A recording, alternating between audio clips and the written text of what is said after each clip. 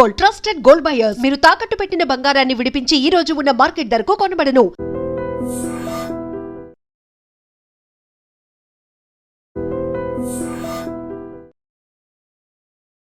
శ్రీమాత్రే నమః. శ్రీ గురుభ్యో నమః. ద్వాదశ రాసుల వారికి సంబంధించి మే 1 నుండి 15వ తారీఖు వరకు ఎలా ఉండబోతుంది అని ఇప్పుడు మనం తెలుసుకుంటున్నాము.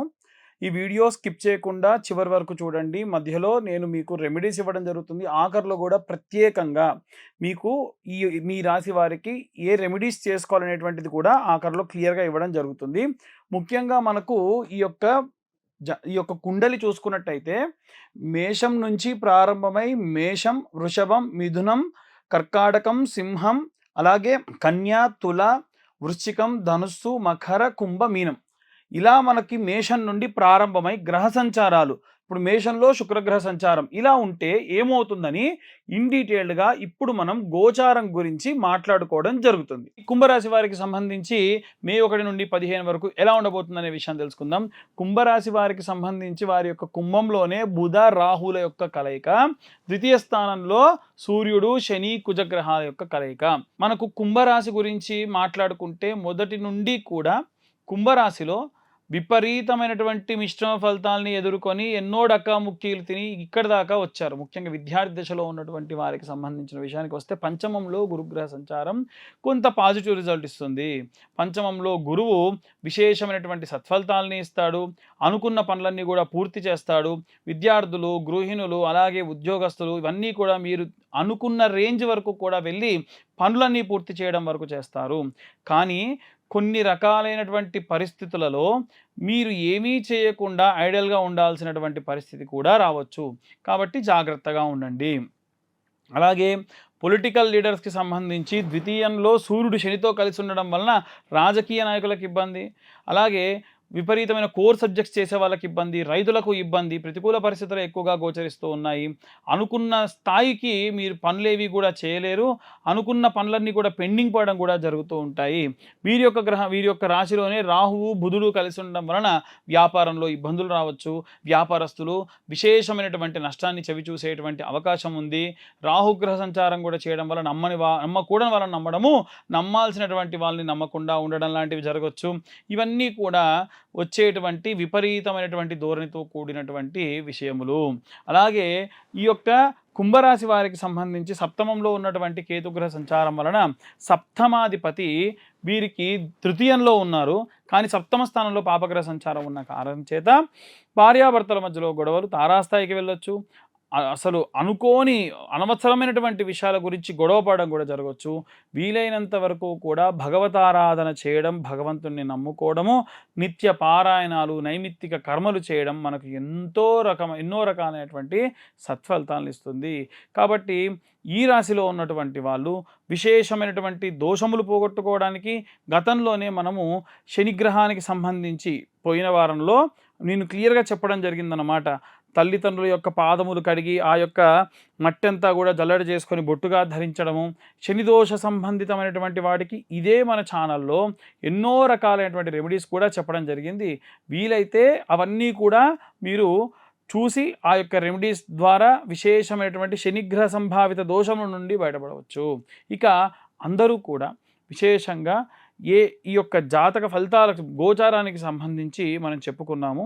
వీటికి సంబంధించి ప్రతికూల పరిస్థితుల నుండి ఎలా బయటపడాలి, ఏ మంత్రం చదవాలి, ఏ రెమెడీస్ తీసుకోవాలి అనేటువంటి విషయాన్ని ఇప్పుడు మనం తెలుసుకుందాం. ఇప్పటి వరకు మనము మీ రాశి వారికి సంబంధించి ఏం జరగబోతుంది ఈ 15 రోజులు అనేటువంటి విషయాన్ని తెలుసుకుందాం. ఇప్పుడు మనం ప్రత్యేకంగా ఎటువంటి రెమెడీస్ పాటించాలి అనేటువంటి విషయం తెలుసుకుందాం. ముఖ్యంగా చూసుకున్నట్టయితే ఈ రాశి వారికి సంబంధించి విద్యార్థి దశలో ఉన్నటువంటి వారు నిత్యము కూడా వీలైనంత వరకు మనకి సరస్వతి ఆకు పొడి అనేటువంటిది దొరుకుతుంది, లేదా సరస్వతి లేహ్యం దొరుకుతుంది. నిత్యము కూడా వీలైతే ఒక దానిమ్మ ఆకు లేదా తమలపాకులో కొంచెమంతా అమ్మవారికి నైవేద్యంగా పెట్టి పిల్లలతోని శ్రీమాత్రే నమః అని 11 సార్లు జపించి దాన్ని తినడం వల్ల విశేషంగా సరస్వతి కటాక్షము వాక్శుద్ధితో వాగ్దేవి యొక్క సంపూర్ణ కృప లభిస్తుంది. అలాగే గృహిణులు ఎవరైతే ఉంటారో, అంతకు ముందు నేను చాలాసార్లు చెప్పాను, మళ్ళీ కూడా అదే చెప్తాను, సంవత్సర కాలంలో 10,000 సార్లు శ్రీమాత్రే నమః అనేటువంటి జప సంఖ్య పూర్తి కావాలి. వీలైనంత వరకు మీరు ఆ జపం చేయండి, చాలా మంచిది. నిత్యము కూడా చాలామంది గృహిణులు చేసేటువంటి తప్పేమిటి అంటే స్నానం చేయకుండానే ఇల్లు ఊడవడము, గడపను పూజించడం లాంటివి చేస్తూ ఉన్నారు. స్నానం చేయండి చీపురు కర్ర కూడా ముట్టుకోకూడదు, వంటింట్లోకి వెళ్ళి టీ కాఫీలు కూడా పెట్టకూడదు. స్నానం చేసిన తర్వాతకే మీరు ఏ పనులైనా చేయండి.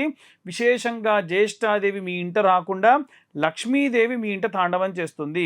లేవగానే మీరు పడుకున్నటువంటి పక్క బట్టలు మడతపెట్టడం కానివ్వండి, ఇంట్లో ఎప్పుడూ శుభ్రతతో ఉండడం కానివ్వండి, మంచి మాటలు వినిపించడం కానివ్వండి, ఎప్పుడూ కూడా ఇంట్లో మంచి వాసన వచ్చేటట్టుగా చూసుకోండి.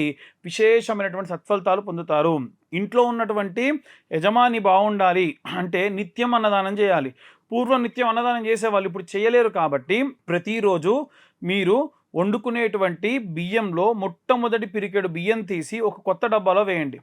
2 నుండి 3 నెలల తర్వాతకి ఎక్కడ మీకు అన్నదానం జరిగినా బియ్యం తీసుకెళ్ళి ఇవ్వండి. అప్పుడు రోజు మీరు అన్నదానం చేసినటువంటి ఫలితం మీ ఖాతాలో వేయడం జరుగుతుంది.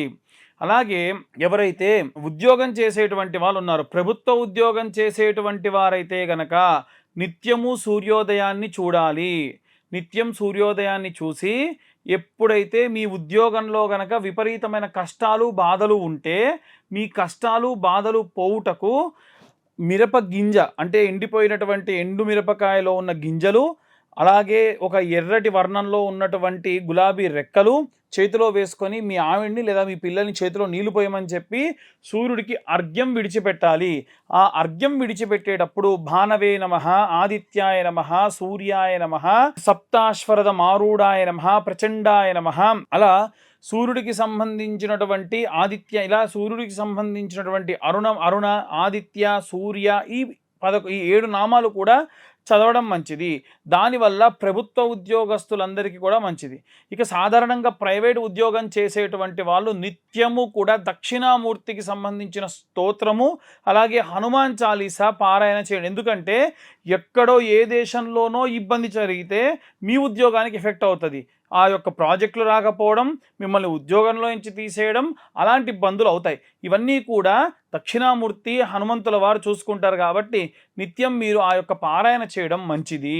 అలాగే ఎవరైతే విద్యార్థి దశలో ఉద్యోగస్తులు, గృహిణుల గురించి ఇప్పటివరకు చెప్పుకున్నాం, కానీ వ్యాపారస్తులకు సంబంధించిన విషయానికి వస్తే బుధవారము చింతపండు వీలైతే ప్రసాదం కోసము ఎక్కడైనా వెంకటేశ్వర స్వామి ఆలయంలో దానంగా ఇవ్వండి. మీ యొక్క వ్యాపార స్థలం దగ్గరికి హెజ్రాలు వస్తే కనుక వారికి తినడానికి ఏదైనా ఇవ్వండి. బుధవారం నాడు ప్రతిరోజు ఏదో ఒకటి ఇస్తూ ఉంటారు మీరు, 5 రూపాయలు 10 రూపాయలు, కానీ బుధవారం నాడు ఏమైనా తింటారా అని చెప్పి తినడానికి ఏదైనా ఇవ్వండి. దానివల్ల ఉన్నత వ్యాపార అభివృద్ధి కలుగుతుంది. అలాగే సినిమా రంగాలు, మాస్ మీడియా, యూట్యూబ్ రంగాల్లో ఉన్నటువంటి వారికి సంబంధించిన విషయానికి వస్తే కనుక శుక్రగ్రహ సంభావితమైనటువంటి గ్రహాలు కాబట్టి అలా పూజ చేస్తే మీకు ప్రతిఫలం వచ్చేటువంటివి. కాబట్టి వీలైనంత వరకు కూడా ప్రతి శుక్రవారం నాడు కూడా మీరు మహాలక్ష్మి అమ్మవారి దేవాలయంలో కానీ, ప్రసన్న మహాకాళి దేవాలయంలో కానీ, మనకు ప్రతి ఊరి పొలిమేరలో ఆంజనేయ స్వామి గ్రామదేవతగా అమ్మవారు వెలిసిపోయి ఉన్నారు. కాబట్టి విశేషంగా వారికి కుంకుమార్చనలు కానీ, అంత చేయలేని వాళ్ళు ఆఫీస్ నుంచి ఇంటికి వెళ్ళేటప్పుడు కాళ్ళు చేతులు కడుక్కొని దర్శనం చేసుకొని ఆ కుంకుమ పెట్టుకోవడం వల్ల, ఇంకా వీలైతే కుబేర కుంకుమతో కుంకుమార్చన చేసినటువంటి కుంకుమ నిత్యం ధరించడం, ఆ కుంకుమ కూడా వీలైతే ఇంకా సంపెంగ నూనెలో కలిపి ధరిస్తే విశేష సత్ఫలితం పొందవచ్చు. ఇలా ఇవే కాకుండా రైతులు ఎవరైతే ఉన్నారో వారు సుబ్రహ్మణ్యేశ్వర స్వామి అంటే జంటనాగులుగా ఉన్నటువంటి సర్పాకృతిలో ఉన్నటువంటి జంటనాగుల్ని కూడా సుబ్రహ్మణ్యుడిగా భావిస్తాం. కాబట్టి అవి రావి చెట్టు, వేప చెట్టు కింద వెలిసి ఉన్నటువంటి సుబ్రహ్మణ్యేశ్వర స్వామికి ఆవు పాలు, నీళ్లు పోసి పసుపు గంధం కలిపిన లేపనం రాసి కుంకుమ, పసుపు కుంకుమలతో పాటుగా పూలు పండ్లు కూడా పెట్టిన తర్వాతకి ఎక్కడైతే అభిషేకం చేసి చెట్టు మొదట్లో పడ్డటువంటి ఇంత మట్టి తీసుకొని మీరు వేసేటువంటి ఎరువులో కలిపి వేయండి. దాని వలన విశేషంగా ఎవరైనా సరే భూ సంబంధితమైన ఇబ్బందులు పడుతున్న వారుంటే అవన్నీ కూడా పోతాయి. అలాగే ఎవరైతే వివాహం కోసం ఎదురు చూస్తూ ఉన్నారో వారు వర కన్యా పాశుపత హోమాలు చేసుకోండి. ఎందుకంటే జాతకరీత్యా ఎన్ని దోషాలు ఉంటే అన్ని దోషాలకు పూజ చేసినా ఇంకా వివాహ సంబంధిత ఆటంకాలు వస్తే ఆ పరమశివుడు సాక్షాత్తు నవగ్రహాలు నక్షత్రాలు అలాగే 12 రాసుల్ని మెడలో ఆభరణంగా వేసుకొని కనుసన్నల్లో కదులుతారు. కాబట్టి ఆ శివుడికి చక్కెరతో అభిషేకం చేసిన మాత్రం చేత విశేషంగా వివాహం జరుగుతుంది. డైవర్స్ కోసం ఎదురు చూసేటువంటి వాళ్ళు ఒకవేళ మీ వైపు నుంచి అంతా సవ్యంగా ఉంది, అంతా పరమ న్యాయంగా ఉంది, మిమ్మల్ని ఇబ్బంది పెడుతున్నారు అనుకుంటే అమావాస్య నాడు ప్రత్యంగిరా అమ్మవారికి సంబంధించిన హోమం చేసి మీ కష్టాలన్నీ పోవాలని అమ్మవారికి నమస్కారం చేసి హోమం బొట్టును ధరించడం వలన, ఇంకా వీలైతే భస్మాన్ని అలా తీసుకొని వెళ్ళి నిత్యము కూడా దాన్ని ధరించడం వల్ల విశేషమైనటువంటి సత్ఫలితాలు పొందుతారు. ఇవే కాకుండా వృద్ధాప్యంలో ఉన్నటువంటి వారు నిత్యము కూడా మృత్యుంజయ మంత్రం చదవాలి. ఎందుకు అంటే త్రయంబకం యజామహే సుగంధిం పుష్టివర్ధనం ఊర్వారుకమే వందనా మృత్యోర్ముక్షీయమామృతాత్ అంటే విపరీతమైన ఇబ్బందిని పెట్టకయ్యా, ఈ శరీరాన్ని తట్టుకోలేకపోతున్నాను, విపరీతమైనటువంటి బాధను పెట్టకు. ఆ యొక్క సొరకాయ పైన ఉన్నటువంటి తొడమ ఎలా అయితే సులువుగా టక్మని వెళ్ళిపోతుందో అంతే సులువుగా నన్ను ఏమైనా చేస్తే చేసేయి తప్ప నన్ను తీవ్రమైనటువంటి శరీరాన్ని ఇబ్బంది పెట్టకు అని కోరిన మాత్రం చేత బోలాశంకరుడు కదా మన ఆయువృద్ధినిస్తాడు. ఇంకా వీలైతే నిత్యము మీరు ఆ మంత్రం చదువుతున్నప్పుడు ప్రాణాయామం చేయండి. అని శ్వాస తీస్తూ మంత్రం చదవండి. ఆ మంత్రం చదివినంతసేపు శ్వాస తీసుకోండి, మళ్ళీ మంత్రం చదువుతూ ఇంకొక నాసిక నుండి శ్వాసను విడిచిపెట్టండి. శరీరంలో ఉన్నటువంటి విపరీతమైనటువంటి నొప్పులు పోయి వాయు సంబంధిత, కఫ సంబంధిత, పిత్త సంబంధితమైనటువంటి ఇబ్బందులు పోయి మంచి ఆరోగ్యాన్ని పరమశివుడు ఇస్తాడు. ఇప్పటి వరకు మనం ఈ యొక్క ఇప్పటి వరకు మనం వారికి సంబంధించిన విషయాలు, వాళ్ళు ఏ రెమెడీస్ తీసుకోవాలనేటువంటి విషయాలు కూడా మనం చెప్పుకోవడం జరిగింది. కాబట్టి ఇవన్నీ కూడా ఇప్పుడు పాశుపత హోమాలు లాంటివి నిత్యము కూడా నేనే స్వయంగా చేయడం జరుగుతుంది. ఆసక్తి కలవారు కింద ఉన్న నెంబర్కు కాంటాక్ట్ చేయొచ్చు. అలాగే కూడా ఎవరికైనా ఇవన్నీ గోచర రీత్యా చెప్తున్నారు కదండి, మరి పూర్తిగా నా యొక్క స్వతజాతకం కావాలి అనుకుంటే మీ పేరు, మీ date of birth, time, place of birth ఉంటే మాత్రమే మీ యొక్క జాతకం అనేటువంటిది 60-70 పేజీలో ఇవ్వడం జరుగుతుంది. ఆసక్తి కలవారు కింద ఉన్న నెంబర్కు కాంటాక్ట్ చేయొచ్చు. వివాహం కోసం పూజలేమీ చేయించలేము, కానీ మీ యొక్క వివాహానికి సంబంధించి సంబంధాలు కావాలంటే కింద ఉన్న నెంబర్కు కాల్ చేసి రిజిస్టర్ చేసుకుంటే నేను నిత్యం ప్రతి నెల కూడా చేసేటువంటి పూజలకు నా దగ్గరకు వచ్చేటువంటి సంబంధాలు కూడా ప్రతి 45 రోజులకు ఒకసారి డేటాను నేను ఇవ్వడం జరుగుతుంది. ఆసక్తి కలవారు కింద ఉన్న నెంబర్కు కాంటాక్ట్ చేయొచ్చు. సర్వే జనా సుఖినో భవంతు. స్వస్తి.